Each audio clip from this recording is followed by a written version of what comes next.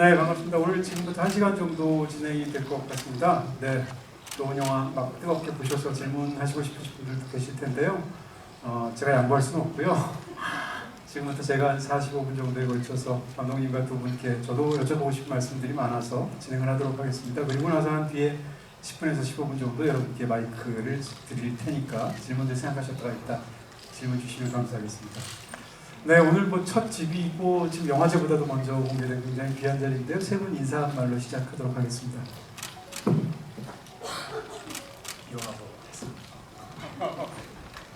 네, 안녕하십니까. 화란 연출한 김창훈이라고 합니다. 반갑습니다. 이렇게 저희 영화 이제 관람하러 이렇게 먼 길 와주셔서 정말 감사드립니다. 이렇게 함께 열심히 만든 영화이고요. 앞으로 많은 사랑 부탁드립니다. 감사합니다. 네, 안녕하십니까. 저는 화란에서 김현규 역할 맡은 홍사빈입니다. 반갑습니다. 네, 안녕하세요. 저는 화란에서 치원 역할을 맡은 배우 송민입니다. 정말 코로나도 있었고 여러 가지로 이렇게 너무 좋습니다. 그냥 네. 반갑습니다.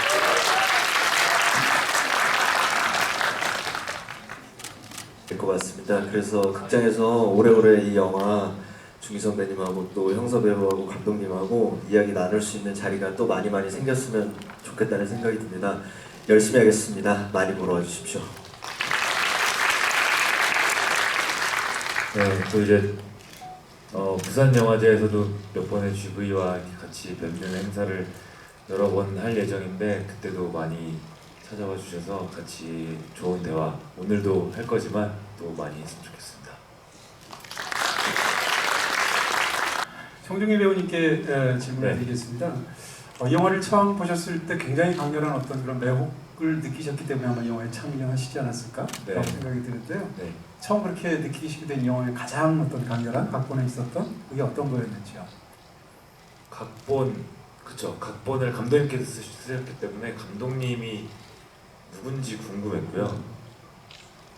뵙기 전이라서 이 글을 쓰신 분은 누군지 모르겠지만 왜 이렇게 뭔가 어른에 대한 희망이 하나도 없는 사람 같지? 라는 생각이 들었어요. 네. 저희 옆에 계신 분인데 그래서 사실은 오지랖인데 이분을 뵙게 되면 여쭤봐야 되나? 혹시 실제 그런 경험 있으신가? 그게 걱정이 될 정도로 너무 끈적끈적거리는 이 대본을 그렇게 잘 써주셔가지고 뵙고 싶기도 했고 이 어른에 대한 희망이 없는 것 같이 느껴져서 그게 좀 안타까웠었어요. 네, 그 생각이 드는 것 같습니다. 저도 사실은 오늘 저희 감독님 처음 뵈러 오면서 최소한 양익준 감독님 같은 분이 나올 거다. 그 생각도 했었어요. 그쵸? 맞아요. 네. 네. 똥파리 느낌이 나가지고. 글쎄 말이에요. 네. 네. 근데 전혀 그렇지 않으시고 너무 이런 얘기 많이 들으시죠? 너무 신사답다고. 지금 뭐 혹시 위장하고 계신 건가요? 이렇게 생겼을 줄은 몰랐다는 말씀은 많이들 하셨습니다. 네, 그 여자 선생님한테 여쭤보게 됩니다. 아마 이런 얘기 수도 없이 들으셨을 텐데 저는 사실은 이 영화가 그만큼 디테일이 훌륭하고 영화가 다루는 감정을 거짓으로 다루지 않기 때문에 이런 질문을 한다고 생각하는데요. 지금 송중기 배우님 하셨던 질문인 것처럼 이게 혹시 본인의 경험이냐? 이런 얘기 굉장히 많이 들으셨을 것 같은데 네. 아니라고 하시잖아요. 그렇죠. 그러니까 이게 그렇게 이제 질문을 많이 받았고요, 굉장히. 일단 답변을 드리자면 실제로 제가 이제 가정폭력을 그렇게 당하거나 그랬던 건 전혀 아니었어요. 뭐 저희 부모님은 저를 아버님도 들으시니까. 네, 굉장히 사랑하시고 실제로도 다만 이제 이것과 똑같지는 않지만 여러 가지 형태의 이제 폭력들은 어쨌든 살면서 많이 경험을 했고 그 정신적인 폭력이든 어떤 육체적인 폭력이든 이제 한국 사회 남성들이 많이 경험할 수 있는 것들이잖아요. 이제 그런 어떤 폭력들 경험을 하고 또 이제 곳곳에 숨어 있는 것들을 지켜보고 관찰을 하면서 네. 이제 이런 것들이 어떻게 개인의 삶에 영향을 미칠까 그걸 시작으로 이제 이야기를 만들게 되었던 것 같아요. 네, 제가 전해 들은 바에 따르면 이 시나리오를 쓰신 곳이 이제 모텔에서 알바하시면서 네. 모텔에서 이 알바에 글이 써지시나요? 네. 처음에 이제 몇 달째는 쓰기 힘들었고요. 네. 이제 적응이 되고 난 다음부터 카운트에서 하시는 건가요? 네, 맞아요. 그러니까 그렇게 이제 쓰게 된 계기가 이 시나리오를 쓰기 전까지 몇 번의 장편 시나리오를 사실 썼었어요. 한 네. 3편 정도로 썼었는데 제가 원해서 썼던 게 아니라 이제 생업을 위해서 누군가가 원하는 이야기를 이제 썼던 적이 있었는데 뭐 돈은 못 받았고 그래서 이제 굉장히 한이 맺혔어요. 아, 이번에는 누가 쓰라고 해서 쓴 글이 아니라 오로지 내가 원해서 어떤 내 내면에서 나온 이야기를 써야겠다. 그런 결심에서 시작을 했던 이야기였습니다. 그래서 이제 돈 받는 얘기를 쓰신 거군요. 맞습니다. 한이 맺히셔서. 그렇죠. 네. 네, 네. 감독님 두 배우분을 이제 캐스팅할 때 느낌이 완전히 다르셨을 것 같은데 일단 송중기 배우님 이걸 하겠다라는 얘기를 듣는 순간 정말 천군만마를 얻으신 것 같은 느낌이셨을 네네. 것 같은데요. 어떠셨는지.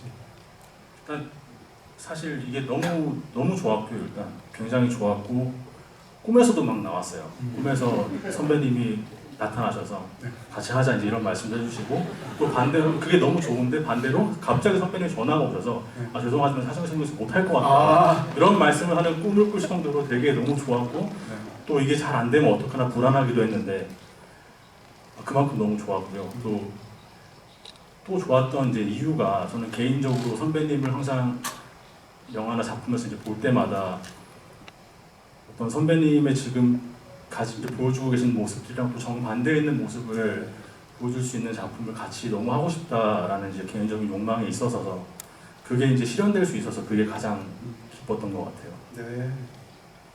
바로 그 시점일 텐데 이제 송중기 배우님께서 사실 이 영화에 이제 나오시면서 여러 가지 기분이 드셨을 것 같습니다. 일단 뭐라고 할까요? 함께 하신 분들이 다 우연히 또 다 이 영화가 처음이거나 감독님뿐만 아니라 배우분들 다 그러실 거고요. 또 영화를 봐도 누가 봐도 사실은 이제 송중기라는 그 우리가 너무 좋아하는 스타의 그 광기가 너무 크니까 네. 현장에 가셨어도 실제로 선배이셨을 거고 또 촬영 경험으로도 가장 많으셨을 거고 그런 상황에서 항상 어떤 중압감이라든지 아니면 부담감 같은 걸 느끼시지는 않았나요?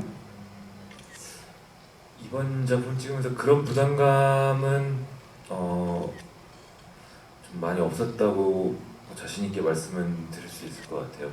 오히려 편안했고요. 네.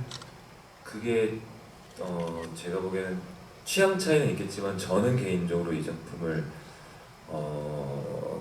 굉장히 벌써 흠뻑 빠져서 그런지 좋아해서 그런지 그 믿음이 있었던 것 같아요. 그리고 많은 분들께서 신인 감독님이시고 사빈 씨, 형서 씨 다 처음 하는 친구들인데 불안하지 않았냐 했는데 그러지 않았던 게 사실은 제가 우리나라 영화에 정말 좋아하는 영화도 많지만 그중에 또 특히 무례한이라는 영화를 꽤 많이 봤었어요. 너무 많이 좋아해서 봤었고 근데 대본을 보고 이 제작진분들이 무례한이라는 영화를 함께 하신 프로듀서분들이 계시다는 게 또 믿음이 갔었어요. 짧게만 얘기하자면 뭔가 김남길 선배님이 전도연 선배님을 찾아가서 플롯이 진행이 되는데 뭔가 저 캐릭터가 도연 선배님 캐릭터를 사랑하는 건가 아닌 건가 이렇게 뭔가 이 아리까리한 그 부분이 제가 처음에 이 시나리오를 보고 치건이가 연기를 이게 도와주는 거야 망치는 거야 이 아리까리한 거랑 뭔가 이렇게 비슷하게 연결되면서 같은 제작진이라 그런지 비슷한 느낌이 났었던 기억이 나는 것 같아요. 그런 어떤 제가 좋아하는 영화의 제작진들이 또 계신 것도 제가 좀 더 믿음이 가서 그런 여러 가지 의미에서 부담감은 많이 없었던 것 같습니다. 네네. 홍사연 배우님은 어떠셨습니까? 그렇게 해서 영화를 보면 사실은 많은 그 배우들하고 직접 연기하는 장면들이 영화 속에 계속 나오게 되는데요. 특히 송중기 씨랑 같이 두 사람이 얘기하는 그러니까 그 밤의 차고에서 두 사람 사이에서 찌개도 끓여 먹고 대화도 하고 굉장히 이렇게 정이 오가는 그런 장면도 있는 반면에 또 두 사람이 같이 이렇게 극악한 액션을 주고받는 장면이 또 중반과 후반부에 있잖아요. 이렇게 두 분이 같이 직접 두 사람만 연기하는 장면들을 찍을 때 어떤 이야기를 두 분이 나누셨고 또 현장에서 어떤 느낌을 받으셨는지. 일단은 현장에서 만나서 선배님하고 얘기를 나누는 시간도 굉장히 길었는데요. 그 전에도 많이 만나 뵀던 것 같아요. 그래서 보통 저희가 새벽 7시, 오전 7시쯤에 촬영을 하면은 거의 새벽 5시까지 얘기를 많이 할 정도로 몇 날 며칠 그렇게 또 얘기한 적도 있고. 근데 그 원동력은 사실 너무 제 개인의 원동력은 잘하고 싶어서도 있지만 선배님하고 같은 의지가 모여서 2시간 내지 1시간을 자도 재밌게 찍었던 것 같아요. 너무 지치지 않고 찍었던 것 같고요. 졸려주잖아요. 저는 재밌었던 것 같은데 그래서 선배님도 그럴 거라 저는 믿습니다만 근데 여튼 현장에서 너무 많은 얘기를 했던 것 같아요. 뭐 발 하나하나 움직이는 것까지 어떤 게 더 이 장면 의도에 맞을까부터 시작해서 이 모양새가 과연 앵글에서 봤을 때는 괜찮은 모양새일까도 한번 같이 보기도 하고 하나하나 열심히 제가 볼 수 있도록 선배님께서 사실은 배려해 주시고 리허설도 먼저 몸소 해주시고 저한테는 되게 사실 그래서 그날 새벽에 저희가 얻은 대화의 결과는 그 액션에서 저희가 막 멋진 합을 하는 그런 영화가 아니기 때문에 그 작두같이 생긴 그 물건을 가지고 맞고 하려고 하고 다시 맞고 하는 그런 감정을 액션에 좀 담아보자라는 그 대화를 그 새벽에는 건졌었죠. 하나라도 건지면 뭐 성공한 거니까. 네. 그 말씀을 하셔서 이제 이 영화의 액션 이야기를 먼저 하게 되는데 이제 액션이라고 해야 되는지 모르겠으나 이 영화의 액션 장면을 보면 사실은 무슨 생각을 했나 이거 러브씬 같다라는 생각을 제가 했고요. 그러니까 뭐 실제로 의미가 그렇다, 고지고대로 그렇다라는 의미는 아니고요. 영화에서 보면 사실은 두 사람 사이에서의 어떤 오가는 것이 어떻게 보면 선후배 사이 우정처럼 보이기도 하고 다른 한편으로는 로맨스처럼 보이기도 하고요.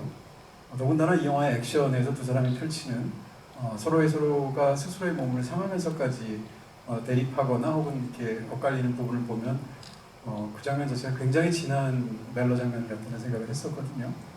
감독님께서는 이 영화를 각본을 쓰시고 또 연출을 하면서 두 인물의 관계를 이거다라고 말하는 것은 쉽지 않으실 텐데 한 가지로 이런 부분에 대해서 감독님 어떤 생각을 갖고 계셨는지.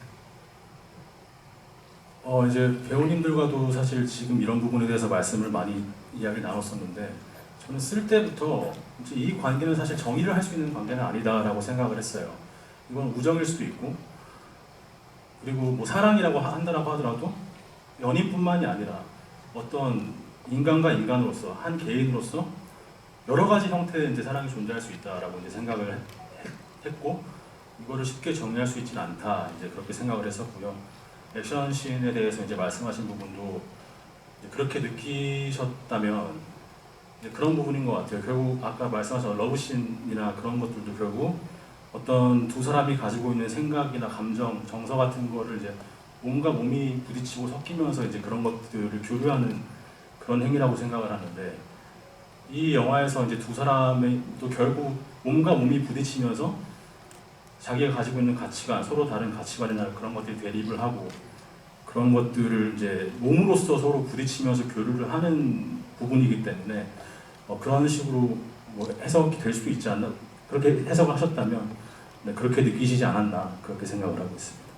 네, 그리고 이제 영화를 보면서 무엇보다도 강하게 받은 어떤 인상은 이건 결국 두 소년에 관한 이야기다라는 생각을 하게 됐었고요. 그랬을 때 그 두 소년의 관계는 뭘까 이렇게 생각을 역시 또 깊어지게 됩니다. 아마 오늘 보신 분들도 여러 가지 생각이 잠기셨을 텐데 어떻게 보면 그냥 표면적으로는 그 송중기 씨가 맡았던 치건이라는 인물이 홍사민 씨가 맡았던 이 연규라는 인물을 통해서 자신의 과거를 보는 것처럼 보이기도 하고요. 그래서 자기에게는 없었던 보호자 역할을 해주고 싶은 어떤 마음이 드는 것처럼 보이기도 합니다. 다른 관점에서 본다면 어떤 한 소년의 두 가지 선택처럼 보이기도 하거든요. 송중기 씨가 맡은 치건이라는 인물은 사실 저기서 더 이상 떠나가야 된다는 의지가 없는 인물이지 않습니까? 말 그대로 환경이 되어버린 인물이잖아요. 반면에 연규라는 인물은 아직 파란에 가고 싶어하는 인물이지 않습니까? 그러니까 떠날 의지 자체를 포기한 채 남아있게 되면 치건처럼 보이고 떠나려고 끝까지 어떻게 하게 되면 결국은 영화의 엔딩에 등장하는 연규처럼 보이는 느낌도 있습니다. 거기에 대한 질문을 이제 두 분께 드리고 싶은데 이 두 인물의 관계는 이거다라고 말할 수 없을 정도로 한 번 본 저한테도 이렇게 다양한 생각들을 주게 되는데 두 분은 당연히 또 수많은 것들을 생각하셨을 것 같고 일단 치건과의 관계에서 홍사빈 씨는 어떤 생각을 했습니까? 이 사람은 나에게 무엇이다라고 생각하고 연기하셨는지. 저는 사실 사람이 가장 무서울 때가 일말의 가능성을 가지고 있을 때인 것 같은데요. 제가 배우를 하는 이유이기도 하고 개인적으로는 좋은 배우가 되고 싶다는 어떤 먼 우주의 얘기를 제가 일말의 가능성을 갖고 혼자서 계속 노력하는 와중이기도 하고 연기도 화란에 가고 싶다는 정말 약간의 가능성을 갖고 계속해서 고군분투하고 있는데 그 가능성을 조금 더 확장해주고 열어준 게 치건이었는데 결국에 중후반부에 들어서면서 치건의 입장에서의 화란과 영규가 생각하는 화란이 달라지면서 이제 대립이 시작됐다고 저는 보는데요. 그래서 치건이라는 인물은 개인적으로 영규한테 세상을 알려준 인물인 것 같아요. 한 번도 손을 내밀어준 사람이 없었는데 그런 어른이 어디로 갈지 모르지만 일단 손을 내밀어 줬기 때문에 영규가 그 손을 잡았는데 그러다 보니까 이제 그게 결국에는 중후반부의 의견이 다르기도 한 그런 대척점이 생기다 보니까 다른 결말을 맞이하지 않나 생각이 들었습니다. 네, 그 연장 선생님 한 가지만 더 여쭤보게 됩니다. 그러니까 너무 약간 범주화해서 질문 드리는 그 생각은 들긴 하는데요. 그러니까 치건이라는 인물을 만났기 때문에 마지막에 저 명한 씨를 떠날 수 있었다고 생각하는 것인지 아니면 치건이를 만났음에도 불구하고 마지막에 명한 씨를 떠날 수 있었다고 생각하시는 것인지 다시 말하면 치건이 먼 곳에서 드디어 찾아온 귀인 같은 존재인 건지 아니면 말 그대로 저승사자 같은 존재인 건지 어떻게 느끼셨습니까? 연기하신 입장에서. 저는 연기하는 입장에서는 항상 전자로 생각을 했습니다. 네. 언제나 귀인이었고 마지막에 뭐 이제 선배님께서 예를 들면은 개인의 치건의 인물이 비겁하게 느껴질 수 있는 선택이었다라는 말과는 다르게 저는 그 비겁하다라는 말을 직접 스스로 뱉는 어른들 중에 비겁한 사람이 없다고 생각을 하거든요, 사실은. 그래서 저는 오히려 그 손을 놓아준다로 이제 받아들이고 해석하고 연기를 했었기 때문에 결과적으로 선배님하고도 장면을 준비할 때도 그런 이야기를 나눴고 저한테는 언제나 귀인이었던 사람인 것 같습니다. 네. 멋진 대답해 주셨네요. 정준기 씨께도 한번 여쭤보고 싶습니다. 이 인물은 사실은 수수께끼 같아서 더 매력적인 느낌이 있습니다. 우리는 사실은 영화를 통해서 보면서 일단 스토리라인은 그 홍사빈 씨의 그 연기를 따라가기 때문에 이 인물이 어떤 상황인지 과거 어땠는지를 짐작할 수 있는데요. 네. 수수께끼 같은 송중기 씨가 맡은 그 인물 그러니까 치건이라는 인물은 연못 호숫가에서 하는 이야기를 제외하면 네. 그 일 이후에 지금 현재 사이에 한 수십 년의 세월이 비어 있지 않습니까? 네. 그걸 알 수 없다는 게 이 인물이 굉장히 매력적인 부분이기도 할 텐데요. 네. 질문 드리고 싶은 것은 이런 배역을 만들 때 이런 굉장히 매력적인 배역을 맡으셨을 때 이 사이를 채우시나요? 그러니까 이 인물의 전사를 생각하시고 연기를 하시는 건지 아니 말 그대로 그냥 시나리오에 써 있는 그 부분만 정확하게 생각하시고 거기서 어떤 감정을 이끌어내시는 건지. 거기에 저 혼자 나름대로 생각한 전사라고 해도 되겠죠. 있는데 그게 사실은 이번에는 중요하다고 생각은 안 했어요. 그게 뭐가 됐든 지금 작가님께서 말씀해 주신 대로 조금 열어놓고 다양한 해석을 관객분들께서 하실 수 있게 그게 작가님께서 방금 미스테리하다고 말씀해 주셨는데 그게 오히려 도움이 될 수도 있겠다는 생각은 했었던 것 같아요. 그거보다도 좀 더 집중하고 싶었던 거는 뭔가 연기와의 관계성을 좀 더 집중하려고 했었고 그리고 사실은 그 치건이의 그 뭐 전사라고 친다면 그 많이 등장을 안 하기 때문에 사실은 그 부분을 감사하게도 상대 배우이신 김종수 선배님이 맡아주신 큰형님 김종수 선배님께서 많이 채워주셨다는 생각을 솔직히 많이 했어요. 뭐라고 해야 될까요? 관객분들께서는 어떻게 느끼셨는지 모르겠지만 저는 할 때 종수 선배님이 계속 제 귀를 이렇게 이쁘다고 하시는 건데 제 귀를 이렇게 자꾸 이렇게 흔드는 거를 계속 해주셨어요. 그리고 저를 칭찬해주는 장면인데 너 요즘에 잘 된다 이거. 이거 좀 있으면 뭐 이 형들 따라가겠어 막 하면서 어깨 동무를 하시는데 저는 그게 이렇게 움츠러들더라고요. 그러니까 영화에 등장하진 않지만 저는 그 전사를 평생을 이 큰형님에게 큰형님의 큰형님께 낚시를 할 때 제가 그 사람 때문에 건져 올려졌지만 그 이후로 이 사람한테 평생을 가스라이팅을 당했다고 생각하면서 그 전사를 좀 짰던 건 있었던 것 같아요.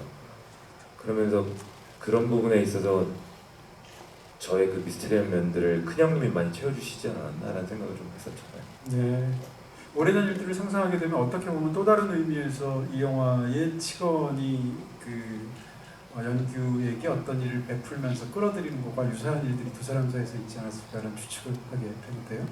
감독님께 여쭤보고 싶은 것은 이 영화에 등장하는 가상의 도시 이름이 실제로 이제 춘천에서 찍었다고 들었는데요. 네. 근데 이제 명안이라는 이름을 붙이셨잖아요. 다 보고 나니까 그 이름이 굉장히 절묘하다는 생각이 들고 그 도시 이름은 아마 치건 때문이 아닌가라는 생각이 드는 거예요. 저한테 명안이라는 말을 딱 들으면 명계에서 느끼는 어떤 안락함 같은 느낌이거든요.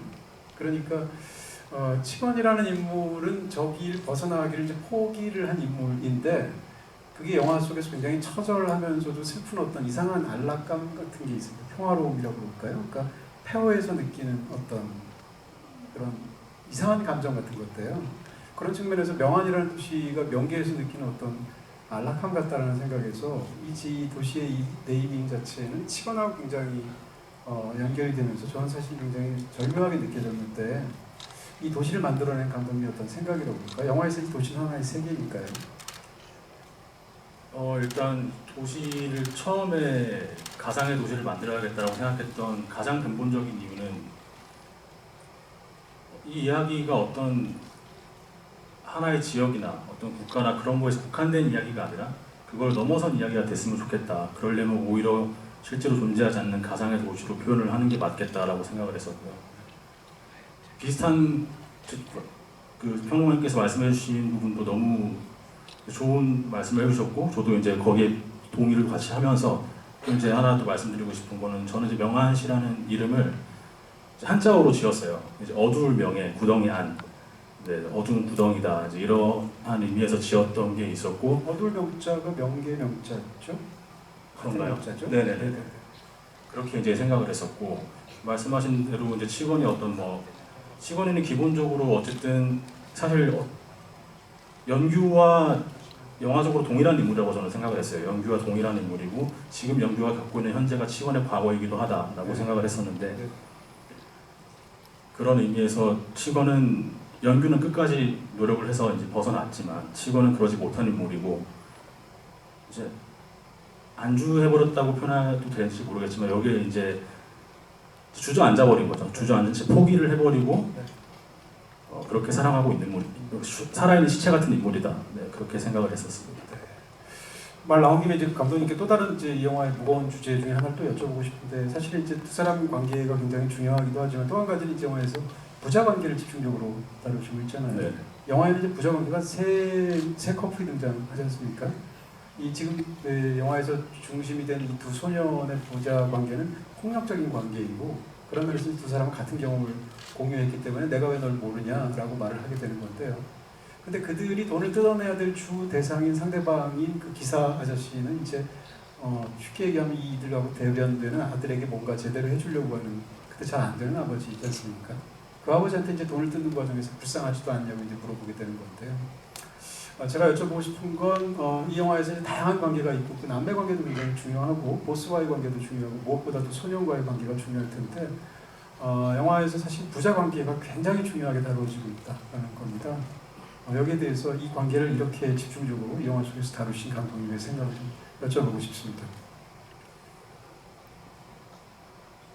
결국에 저는 삶에 있어서 가장 중요한 부분 중 하나가 환경적인 요인 그리고 그 주변 인물 그리고 주변 인물이라고 한다면 사실 가장 가까운 특히 이 나이 때 그 연규나 아까 말씀하신 그 혐오나 어렸을 때 치건 그 나이 때 가장 중요한 관계는 부모라고 생각을 하거든요. 네.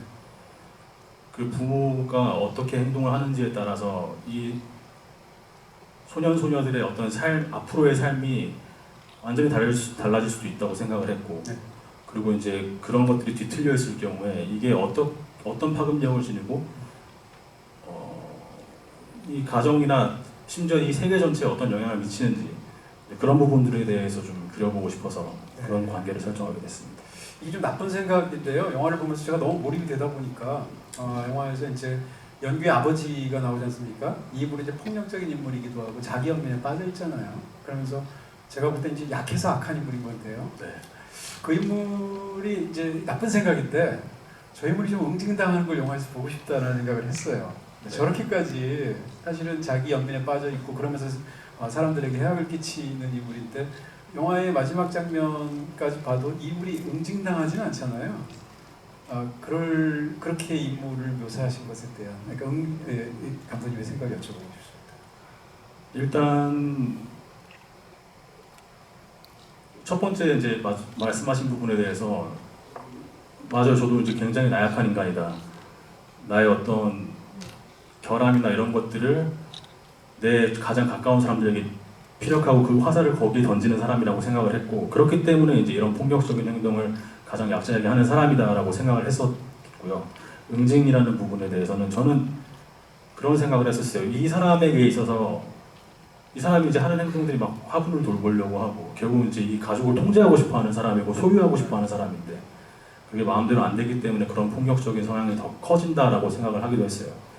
그렇다면 이 사람에게 가장 큰 응징은 뭘까라고 생각을 했을 때 버려지는 것이라고 생각을 했거든요. 네. 그런 의미에서는 응징을 받았지 않았나, 이제 저는 개인적으로 그렇게 생각을 했었고요.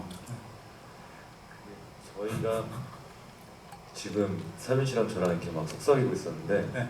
왜 그랬냐면 소름이 돋아가지고 저희가 현장에서 그 얘기를 했었거든요. 감독님, 저희는 이제 감독님의 디렉팅을 따라가는 배우이지만 감독님의 그런 거에 상관없이 저희 진짜 아까 작가님께서 응징이라는 단어를 썼는데 저희는 또 험악하게 진짜 좀 죽여야 되는 거 아니냐. 저도 사실 그 말을 쓰고 싶었는데요.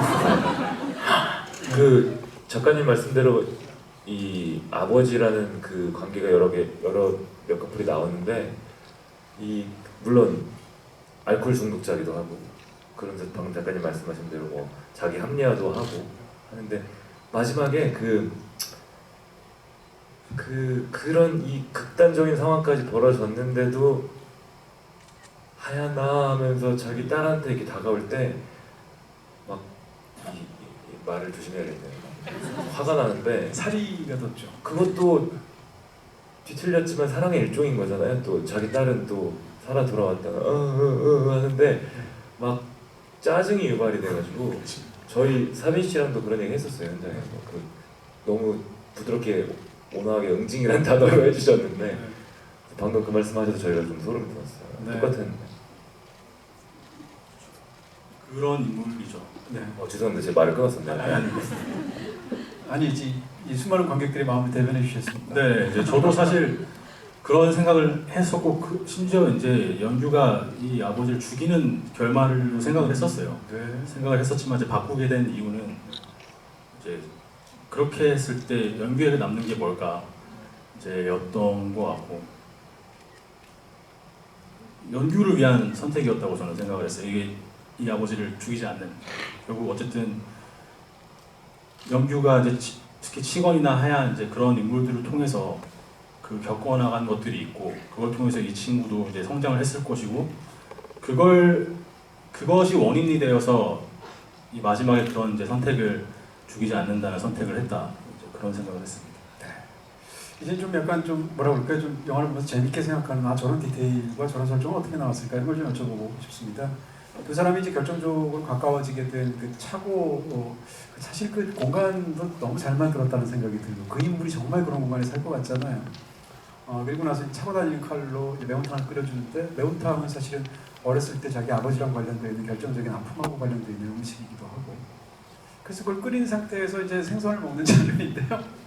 네, 저는 생선을 그렇게 먹는 사람은 태어나서 처음 봤거든요. 일단 뜨거울 거고요. 그 다음에 고기를 그렇게 먹을 수는 있겠으나, 네. 그래서 그 장면에서 더군다나 이제 홍사빈 씨는 이제 극 중에서 역할 모델이니까 형님 하시는 대로 따라하는, 아, 이 동네에서 이렇게 먹는 건가 보다 이렇게 해서 고단히 따라하게 될 때 기술적으로도 어려웠을 것 같고요, 먹는 게. 그 다음에 굉장히 독특한 그런 설정이기도 하고, 이런 설정들은 어떻게 나온 거면 두 분이 연기하실 때 어떠셨는지 여쭤봅니다. 일단 처음에 그 씬을 이제 만들었을 때 했던 생각은 그런 생각을 했어요. 이제 시건이가 늘 손을 쓰는 사람이라고 저는 생각을 했어요. 이 목공을 하고 그리고 뭐 이제 그러면서 이 손을 써서 먹을 수도 있을 것이다. 그런 것에 가까운 사람이다라고 생각을 했고, 연규는 그 모습을 보면서 이 이상한 형태를 따라하게 될 것이다. 따라했으면 좋겠다. 일단 그런 생각에서 먼저 생각을 떠올렸던 거고, 좀 더 이제 깊이 들어가서 말씀드리자면 이 영화에서, 그리고 이제 손이라는 것이 이제 제가 이제 사용했던 제 나름대로의 이제 생각은, 손은 이제 사람을 도와주고 뭐 구원하고 이제 이런 데 사용되어야 될 어떤 것이라고 생각을 했는데, 연규는 적어도 그렇게 믿고 있는데, 치건은 연규와 결국 같은 그런 본성을 가지고 있지만 그런 거랑은 정 반대되는 삶을 강요당하는 그런 세계에 있고, 연규는 그걸 모른 채 이제 거기 그 치건의 그런 세계를 따라하기 시작한다. 거기에 매료돼서 따라하기 시작한다. 이제 이런 생각들을 좀 하면서 만들었던 씬이었습니다. 제가 감독님 손으로 먹어야 돼요? 이렇게 똑같이 물어봤었어요. 근데 감독님께서 저렇게 그 생각해 오신 깊이 있는 의도는 제가 모른 채, 아니 뜨겁다고 감독님 젓가락으로 먹으면 안 되냐고요 했는데, 감독님께서 그때 말씀해 주신 게 저 말씀이셨고, 선배님 이거 연규가 따라해야 돼서 이렇게 좀 해주세요 이렇게 하시더라고요. 그때 말씀하신 게 기억나요. 네. 그 장면에 그러면 생선들이 많이 준비돼, 한 번 찍으셨나요? 아니면 어떻게 여러 번 석션하셨나요? 여러 많이 찍었는데요. 그래서 근데 저는 네. 논외에, 새벽 3시였나요? 맞아요, 논외에 있을 때 밥을 좀 맛없게 먹는다는 얘기를 옛날부터 많이 들어가지고 그게 제일 걱정이었는데, 근데 선배님께서는 사실 그래도 어떤 음식을 대하거나 먹는 것에 있어서 또 저는 잘 드신다고 생각을 했거든요. 왜냐면 여러 어떤 스크린이나에서 봤을 때. 그래서 네.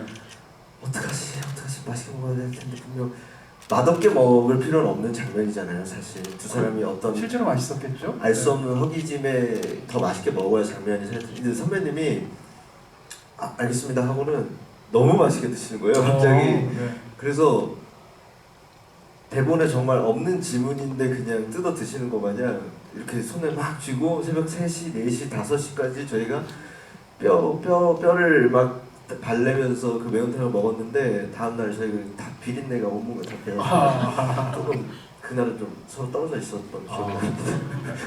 무슨 생선이었나요? 동태탕 같은 생선이었던 걸로 기억하고요. 네. 저는 맛있었을 수밖에 없는 게, 그 운동한다고 몇 달째 짠 거를 잘 안 먹었더니, 이제 왜 공식적인 촬영 때는 먹는 거는 이제 약간 좀 죄책감이 덜 하잖아요. 그래서 너무 맛있게 먹었죠. 명분이 있으니까요, 그렇죠? 너무 맛있었어요. 네, 두 분 연기에서 너무 인상적이었던 장면 하나씩 여쭤보겠습니다. 사실 지금 제가 계속 여쭤보고 싶은데 시간이 너무 많이 가서, 성준규 씨 관련된 장면에서는 사실은 그게 각본에서 너무 중요했었을 것 같고, 그리고 호숫가에서 이제 긴 대사를 하는 장면입니다. 근데 그 대사는 사실은 좀 연기를 제대로 이렇게 소화하지 못하는 배우였다면 그 장면이 굉장히 인위적으로 느껴졌을 것 같고요. 거기다가 대화도 아니고 모놀로그이고, 심지어는 시선도 마주치지 않은 채 허공에다가 호숫가에다 던지고 이제 앞에서 이야기하는 장면이지 않습니까? 배우 입장에서 보면 이 장면은 너무너무 중요한 장면이라고 생각하셨을 것이고, 또 그걸 혼자 다 하셔야 되고, 그 장면을 소화하실 때 어떤 생각이라고 그럴까요? 사실은 그 장면에서 스스로를 애새끼라고 말을 하지만 그게 이 영화에서 어색하거나 그렇게 느껴지지 않고 너무 절절하게 느껴지면서 이 모노로그가 관객을 설득하기 때문에 치건이라는 인물이 확 살아버리지 않습니까? 그런 측면에서 그 장면을 어떻게 찍으셨고 어떻게 준비하셨는지. 저는 그 장면을 처음에 책으로 봤을 때도 굉장히 연극적이라고 생각을 했었어요. 연극적인 장면이다. 와, 영화에서 이거를 어떻게 표현을 해야 될까? 색다르다. 분명 많이 있었던 기법은 아니었어요. 근데 어떻게든 해내고 싶었고, 근데 참 그 장면뿐만 아니라 저희 영화에서 전체적인 톤앤 매너에 있어서도 이 정서를 끌고 간 데 있어서도 공간이 주는 그 무게감이 저는 되게 중요하다고 생각하는 영화인데, 그 장면에서 또 역시나 마찬가지로 공간이 주는 힘을 또 빌려야겠다는 생각도 들었어요. 그런 의미에서 사실 원래 감독님께서 잡은 촬영지는 오토바이 대리점에서 하는 대사였었어요. 근데 제가 이 공간이 주는 이 힘을 더 받고 싶어서 역으로 제가 감독님한테 계속 졸랐었어요. 감독님, 저수지로 가면 안 돼요. 내가 그 일을 겪었던, 물론 저는 다른 사람 이야기인 것처럼 얘기를 하지만 내가 겪었던 그 저수지에 가서 영화에서 보시면 물론 영규도 제 뒤에 있고 하니까 혼자 하는 대사인데 공간의 힘을 받고 싶었어요. 그래서 내가 실제 일을 겪었던 그 저수지에 가서 그 물가를 바라보면서 하고 싶다는 그 생각이 계속 들더라고요. 그래서 감독님께 제안을 했고, 감독님께서 고민하시더니 촬영, 그 장면을 촬영하기 이틀 전까지 원래는 오토바이 대리점에서 찍는 거였는데 갑자기 부랴부랴 춘천에 있는 저수지를 막 헌팅하기 시작을 했죠. 네. 그 공간에서 주는 힘을 저는 받고 현장에서 아침에 리허설을 하는데 너무 자연스럽더라고요. 굉장히 아까 말씀드렸다시피 이런 영화에서, 장편 영화에서 연극적인 씬을 어떻게 소화를 해야 되지 하는 고민이 있었다면 아침에 리허설 했을 때는 할 수 있겠다 생각이 들어서 그 다음에는 쉽게 저희가 찍었던 것 같아요. 정말 이제 놀라운 판단이라는 생각이 듭니다. 왜냐하면 이제 극 중에 등장하는 치건이라는 인물을 보면 예를 들어서 이 인물에게 이제 저는 식물 같기도 하고 동물 같기도 한 느낌이 있는데, 예를 들어서 그 연규의 집을 아버지, 그 폭력적인 아버지인데 그 정재광 씨랑 같이 들어가서 신발 신은 채로 막 올라가잖아요. 이렇게 주위를 둘러보고 이렇게 했을 때 보면 정말 영역 확인하는 맹수처럼 보이거든요. 반면에 지금 말씀하셨던 그 장면 같은 걸 보면 제가 어떤 느낌을 받았냐면, 이 인물은 어쨌건 호숫가에서 어린 시절에 아버지 그날이 그 일이 있었을 때 사실상 영혼이 죽어버린 인물이잖아요. 거기서 그냥 그날 이후로 자라지도 않고 계속 뭐라 그럴까, 이게 식물처럼 성장이 멈췄죠. 그렇죠. 네. 그 호숫가에서 그냥 이렇게 심기워진 나무처럼 이렇게 있는 인물처럼 느껴지거든요. 그러니까 그런 그 인물의 넋두리처럼 느껴진다는 측면에서 사실 공간하고 너무 잘 붙어 있는 것처럼 느껴지는데 놀랍다는 생각이 듭니다. 이번에는 이제 홍사빈 씨한테 여쭤보고 싶은데, 영화에서 이제 연출적으로도 굉장히 멋지게 그 장면이 표현이 되기도 했고, 오토바이를 타고 가는데 기름이 떨어져서 이제 사거리에서 멈춰져 있는 장면 있지 않습니까? 유리창을 쳐다보고 자기 얼굴을 보고 손에 있는 피를 내려다보는 그 장면을 찍으실 때 어떠셨나요? 지금 송중기 씨 말씀하신 것처럼 그 장면도 역시 공간이 주는 느낌이 굉장히 강했을 텐데. 일단은 제가 디테일하게 잘 기억을 하는지는 모르겠지만 오토바이가 멈췄을 때 굉장히 큰 풀샷으로 부각으로 내려다보이게 그 친구를 굉장히 고립되게 만드는 어떤 구조가 있었던 것 같은데, 영화에도 있죠. 그 힘이 굉장히 컸었던 것 같아요. 그걸 상상하는 힘도 컸고, 더 이상 오갈 데 없는 상황 속에서 내가 배운 게 도둑질이라는 말처럼 정말 그걸 살려고 했는데, 살려고 발버둥 치는 순간에 마주한 어떤 거울 같은 자신의 모습이 감독님하고 얘기했던 가장 큰 부분은 무조건 희한했으면 좋겠다. 저 역시도 그랬고, 일반적으로 영화적인 플롯에서 굴러갔을 때 생각이 날 만한 의구심이 든다라던가 아니면은 어떤 여튼 기시감이 드는 얼굴은 아니었으면 좋겠다 라는 생각이 들어서 그럼 어떡하지 생각이 들어서 화장실에 가서 계속 이제 얼굴을 보면서 연습을 했는데, 그게 뭐 잘 담겼는지는 저는 잘 아직 판가름은 어렵지만 여튼 구성적으로 이 인물이 어떻게 변화하고 선택하는 게 느껴졌으면 좋겠는지를 많이 얘기했던 것 같습니다. 네. 감독님께 마지막 질문 드리고 이제부터 여러분께 마이크 드리겠습니다. 추측컨대 이 영화는 아마 결말 부분에 대해서 굉장히 많이 고민하시지 않으셨을까 싶고, 제 생각엔 고려하셨던 다른 결말도 있었을 것 같습니다. 그 중에서 가장 극악한 버전을 말씀해 주시죠.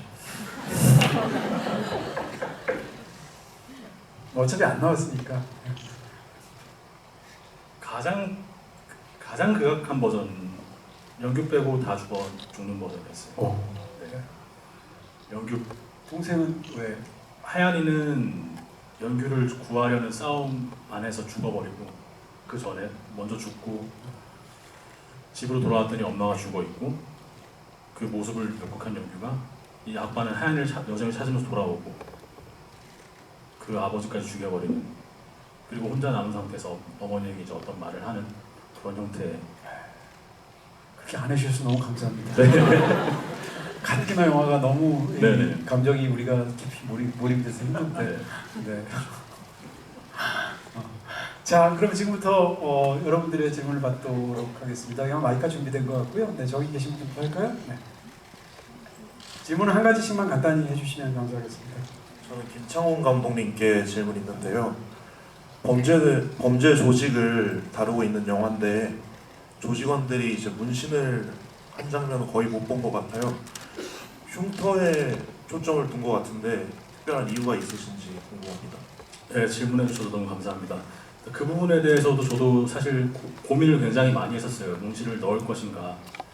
근데 이제 이 명환시 내에서 이들의 특징을 봤을 때 문신은 어울리지 않을 것 같다라고 생각했던 이유는, 이 사람들은 이 명환시를 장악하고 있는 사람들이고 그 사람들과 굉장히 흡착되어 있어야 한다, 이질감이 없어야 한다라고 생각을 해서 그들과 좀 이 자기들의 어떤 본 모습을 숨기고 잘 녹아들 수 있는 방향이려면 문신이 없어야 한다라고 생각을 했습니다. 네, 또 질문하실 분 계신가요? 네, 저기 여자분 하실까요? 네, 너무 깊은가요? 네, 정가운데 계시네요.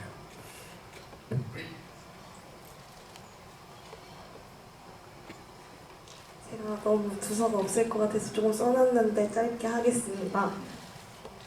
저는 올해 본 한국 영화 중에 이게 제일 좋다고 말할 수 있을 정도로 일단 인상 깊게 봤고요.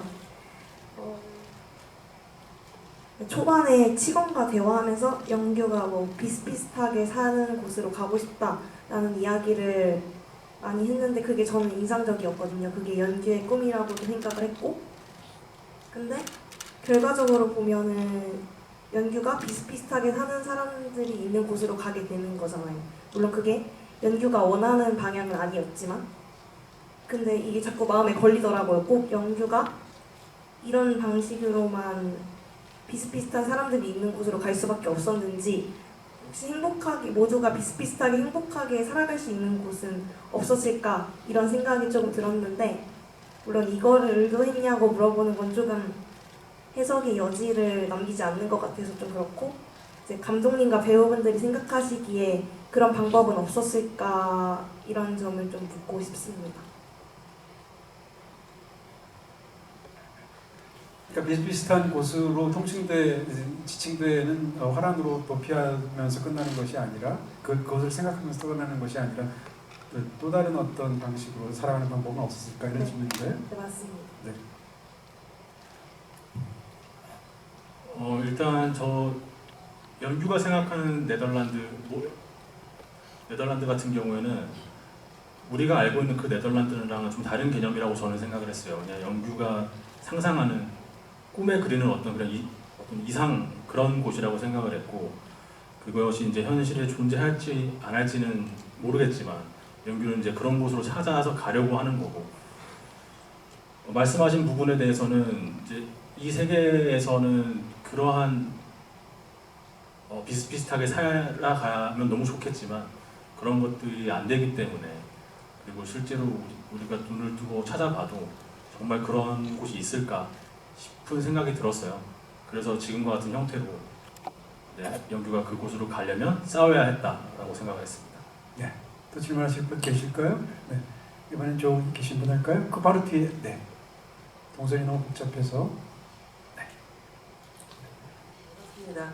저는 이 영화 자체가 굉장히 처음부터 끝까지 좀 무겁잖아요. 무겁고 좀 어두운 면도 많이 보이는데, 사실 영화를 촬영하고 나서 그 촬영하는 매 회차마다 이 무거운 감정을 털어내기 위해서 도대체 어떤 것을 하셨을지가 되게 궁금해요.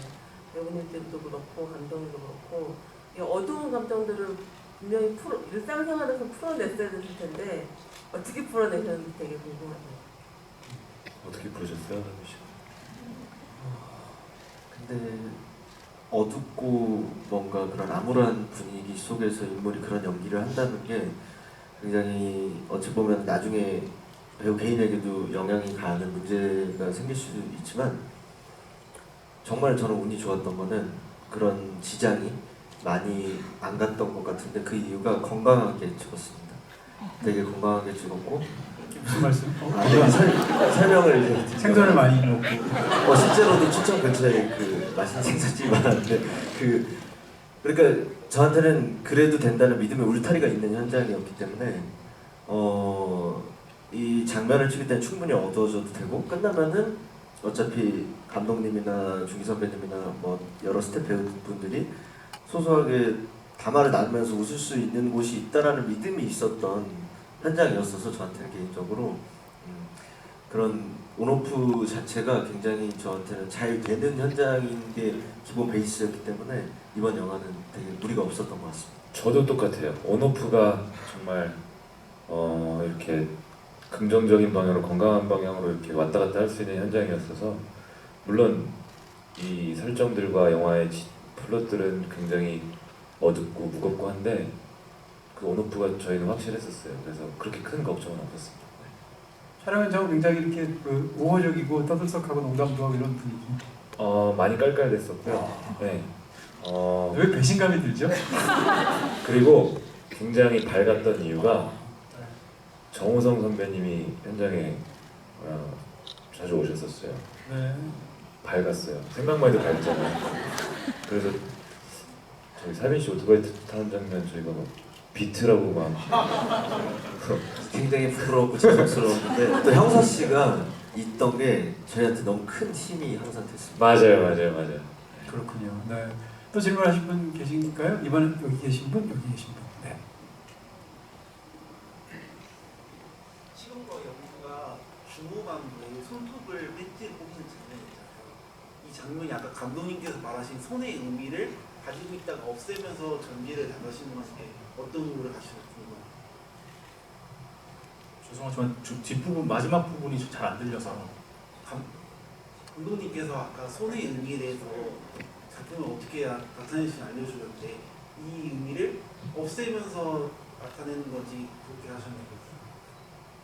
그 의미를 없앤다라는 생각은 하지 않았던 것 같아요. 그 장면을 만들면서 그런 생각은 하지 않았었고 그 장면 같은 경우에 이제 제가 생각했던 의도는 이제 연규가 결국 치건의 입장에서 연규에게 이 세계의 생리를 알려줘야만 했고 연규는 자기가 생각했을 때 이 사람이 너무 불쌍한데 왜 이렇게까지 해야 되냐 이제 그런 생각을 하고 되게 양식의 가책을 느끼고 있는 아이였는데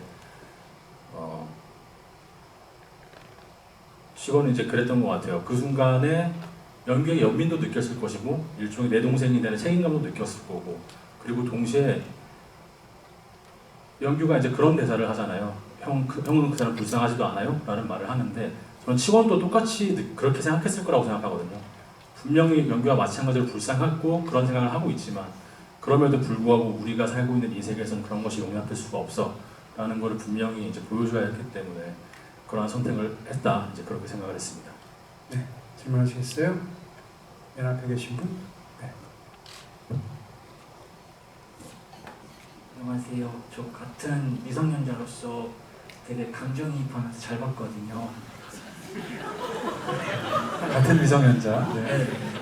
15세 이상이신 거죠? 네, 고3. 고3.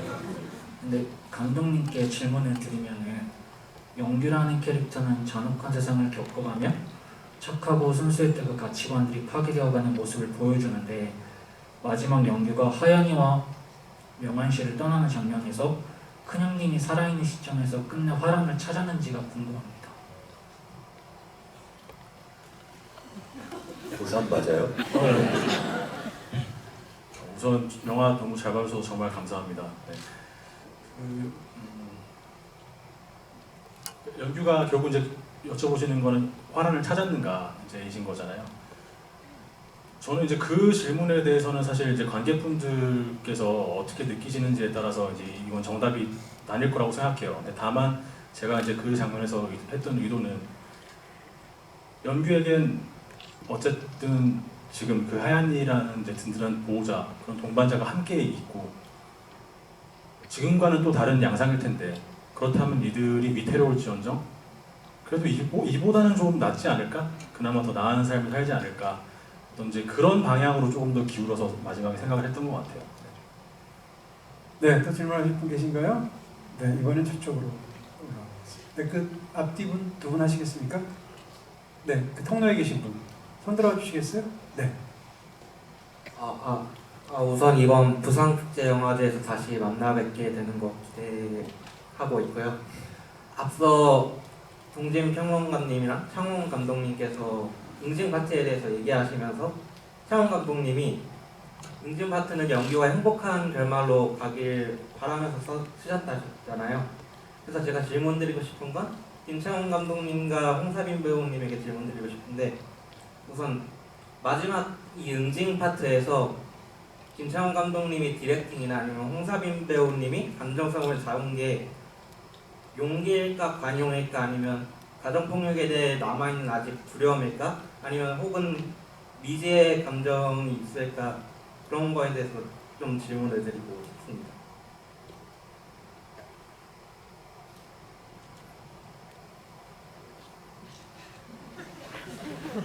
지금 라인처럼 그거 생각하고 계세요?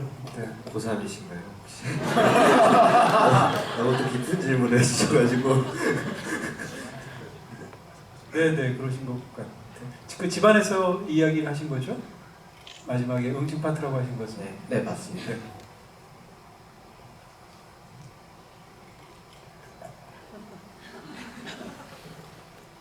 그 부분에서 저는 이제 이것이 아까 뭐 용기인지 어떤 것인지라고 이제 말씀을 하셨던 것 같은데 되게 이제 다양한 정서라고 생각을 해요. 연규가 이제 그 순간에 정말 말로 다 할 수 없는 그런 분노와 슬픔이나 이제 이런 것들을 느꼈을 텐데 거기서 이제 이 아버지를 결국 처단하지 않잖아요. 처단하지 않는다는 것 자체가 아까 말씀하셨던 대로 굉장히 좀 그 또한 어떤 용기라고 생각을 하고요. 거기서 이제 이 모든 결과를 내가 책임지겠다라고 생각하는 그 하얀이의 경우에도 저는 굉장히 용기 있는 선택이 아니었나 그렇게 생각하고 있습니다. 저도 감독님의 생각과 가까운 것 같고요. 어떤 선택을 하건 또 화란으로 가려고 노력했을 것 같아요. 그래서 조금 더 나은 선택을 하려고 말씀해 주신 것처럼 용기를 내봤던 게 아닐까 연규가 그때 그런 생각이 지금 들곤 합니다. 그 뒤에 계신 분 하시겠습니까? 저는 관객의 입장에서 막연하게 그 치건이 상자를 만들 때 선물을 해주려고 한다고 생각을 했어요. 근데 나중에 이제 낚싯바늘을 넣어놓으셨잖아요. 그 낚싯바늘을 치건이 넣어놓은 시점도 궁금하고요. 그리고 그 상자를 만들게 된 계기 이런 것도 궁금합니다. 와, 그 부분을 저희 영화가 어떤 면에서는 친절하지 않은 부분도 많은 영화라서 과연 이렇게 알아봐 주실까 했는데 너무 감사드리고요. 왜냐면은 제가 그 상자를 연기를 주려고 만들고 있었다는 거를 인식을 못 하시는 관객분들도 그리고 또 기자님들도 계시더라고요. 대화를 나누다 보니까. 근데 그게 맞고요. 계속 그 연규의 손톱을 뽑으러 갔을 때 제가 우연히 그 네덜란드 국기가 그려진 그걸 보고 이제 그 연규가 그쪽으로 가고 싶어 한다는 거를 약간 상징하는 장면이었는데 그 다음부터 이제 만들기 시작을 하죠. 이 친구의 선물을 주려고. 근데 결국 그 낚시 바늘을 넣어놓은 타이밍이 중요한 것 같지는 않고요. 사실 그건 저도 잘 모르겠어요. 근데 중요한 지점은 거기서 영규와 치건이의 캐릭터의 차이점이 보이는 것 같아요. 저는 끝까지 희망을 갖지 못하는 캐릭터로 저는 생각을 했고 결국은 그래서 그걸 넣어놨던 것 같아요. 정말 뭔가 영화 전체적으로 계속 기저에 깔려있는 정서가 뭔가 이 물고기 아가미에 저 찌가 박혀서 정말 벗어나지 못하는 그 답답한 게 계속 저는 이 영화에 깔려있다고 생각을 하는데 그게 치건이가 느끼는 치건이의 캐릭터를 상징한다고 생각을 해요. 끝까지 희망이 없고 그러니까 용기도 없고 벗어나고 싶어하는 실천도 안 하고요. 결국은 굉장히 말로는 어른이라고 하는데 영규랑 똑같은 아까 작가님께서 말씀하신 소년이라고 생각을 하는데 그 소년이 결국은 비겁한 선택으로 혼자만 가죠. 네. 그 타이밍보다는 그 상자 안에 그걸 넣어놨다는 게 참 치건이를 보여주는 네, 부분이라고 생각합니다. 네, 질문들 너무 감사드리고요. 네, 일반 극장에서는 지비가 아니라 영화제 지비 같은 그런 느낌이 들 정도로 굉장히 깊숙하고도 좋은 질문 너무 감사드립니다. 네, 시간이 가서 더 질문을 받을 수는 없을 것 같고요. 이제 세 분께 오늘 자리 어떠셨는지 또 마지막으로 어떤 말씀 해주시고 싶은지 이야기 한 다음에 마치도록 하겠습니다.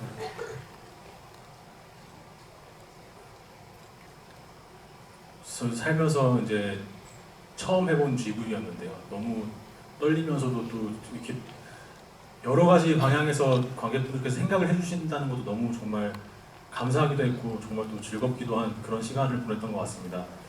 정말 와주셔서 다시 한번 너무 감사드리고요. 저희는 이제 앞으로 남은 홍보 일정까지 잘 마무리하도록 하겠습니다. 감사합니다. 오늘 관객분들하고 만나는 건 거의 첫 선인 것 같은데요. 영화를 찍을 때는 저희끼리 매일 얘기도 하고 고군분투하면서 찍었다는 느낌이 아주 강하게 들었는데 이렇게 영화를 같이 보시고 하니까 같이 고군분투하면서 이야기를 나누는 기분이 들어서 정말 사실 많이 뭉클했습니다. 그래서 이 뭉클함 오래 느끼고 싶고요. 많은 분들이 저희 영화 사랑해 주셔서 또 뵐 일이 있었으면 좋겠습니다. 오늘 와주셔서 감사합니다. 네, 사빈 씨 말씀해주신 것처럼 저희 영화 이제 관객분들과 처음으로 같이 이렇게 대화 나누는 거는 오늘이 시작인데 다양한 얘기 나눌 수 있어서 너무나 즐거웠고 이게 저희 영화의 매력인 것 같아요. 많은 분들이 각자 생각하는 지점들을 서로 공유하는 게 참 다양한 얘기를 나눌 수 있는 영화라는 생각이 들어서 개인적으로는 좀 부족한 것도 많지만 뿌듯하고요.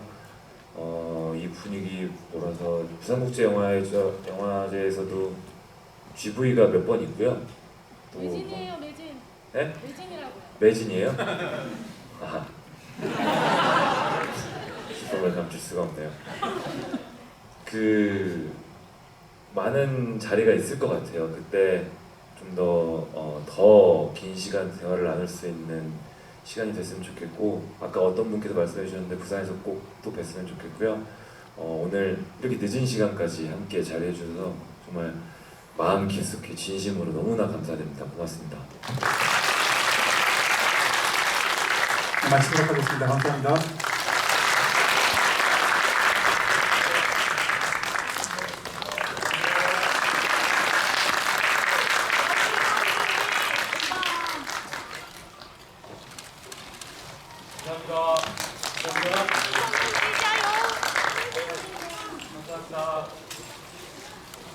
부산에서 봬요.